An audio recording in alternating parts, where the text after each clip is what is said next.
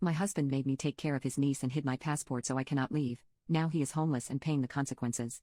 My husband became the legal guardian to his sister's daughter 2 months ago. She lost her single mom last year.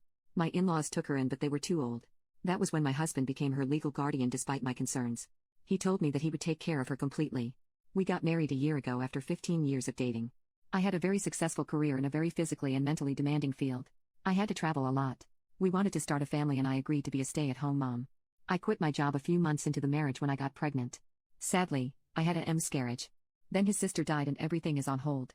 In the meantime, I took a part-time job in a related field which allows remote work so that I am not bored out of my mind.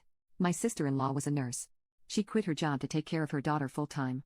Her daughter has a variety of issues including nonverbal autism, a series of development disorders like dyslexia and severe sensory issues. My husband says that he does most of the work. But he doesn't. Since I am working from home part-time, most of the caretaking falls to me. She gets angry and has meltdowns all the time. She doesn't like the food I make and most of the time she ends up throwing food at the floor or at me. I am at my wit's end and it is just so emotionally exhausting. Around December 15th, my husband was working late and asked me to take care of dinner. She is very picky about food. The slightest change in texture or taste from what she is used to can cause a meltdown. She threw the plate at my feet and I ended up bleeding. At that point, I called my husband and asked him to be home ASAP. He said he wouldn't be able to. I went up to my room and told him I am not dealing with this anymore. He came hours later and she was still crying. He was absolutely furious at me. He called him heartless and irresponsible. I told him I have had enough of both of their ungrateful behavior and told him that I am going to my mom's and I wouldn't be back until New Year's. He panicked and tried to apologize but I left. He called me every day asking me to come back. I finally came back and he told me that my stunt had forced him to use all available leaves to stay home with her. He told me that he was glad I was back. I told him that I contacted my former company and got my old job back and it starts next Monday. It is in office and requires a lot of travel. He asked me who was supposed to stay at home as she cannot be left alone. He has no more leaves and full-time caretakers are too expensive. I told him he promised to take care of everything when he became her guardian and that it was his problem.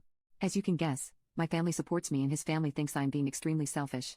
So I am asking for judgment from impartial strangers. Update: I wish I could say things got better. My husband took a few days off to interview special needs nanny/caretakers. He ended up finding a good and experienced person to take on the job. He hired her for 9 to 6 weekdays. One day, she ended up saying she cannot make it for a couple of days due to an emergency. My husband had a meeting he couldn't miss and asked me to look after his niece for the day. I refused and he took my car keys while I was getting ready and left before I noticed so that I could not go to work. I grew up with a narcissistic, gaslighting father who did stuff like this all the time. I told him to come back in 1 hour or I will call CPS and once they get there, I will call a cab and get to work. He ended up driving back and this turned into a big fight and I told him that if he does it again, I will walk out and never look back. He apologized and said that he was just desperate. The worst happened 2 weeks ago. I needed to travel for a couple of weeks for work and I could not find my passport. I am a very organized person and I knew that I did not misplace it. I ended up calling the non-emergency helpline. They ransacked the house and found the passports hidden in his gym bag. It is a crime to steal passports and they asked me if I wanted to press charges. I said no. Another fight. He told me that he needed me at home that weekend due to a social welfare visit and he knew that I would not stay even if he had asked me. I kicked them both out of my house and I told him I would call the police if he came near me again. My house is a premarital asset, thank God for that. I told him that I would be filing for divorce. The welfare visit turned into poop as neither of them were living there when the worker showed up and the social worker also knew about the recent call to the non-emergency helpline. So, all in all, she was not impressed with our bull poop. He came by 2 days ago. He told me that ended up moving in with his parents. They own and live in a small 2-bedroom apartment. That doesn't qualify according to welfare norms. He ended up asking me for another chance. He asked if I would consider letting him and me stay until they figured it out or she would have to go to state's care. He told me that there is no way he can afford rent and a carer and begged me. I told him that I could never forgive what he did.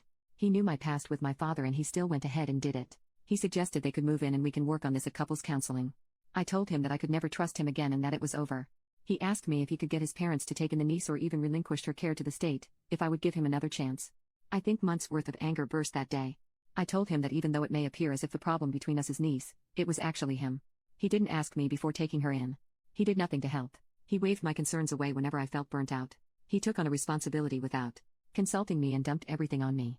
He chose to take my keys. He chose to hide my passport. I told him things may have been different. Him, my niece and I may have adapted and become a family if he hadn't made the wrong choice, at my expense, at every turn. I told him to get out of my house. It was over and I never want to see any of them ever again.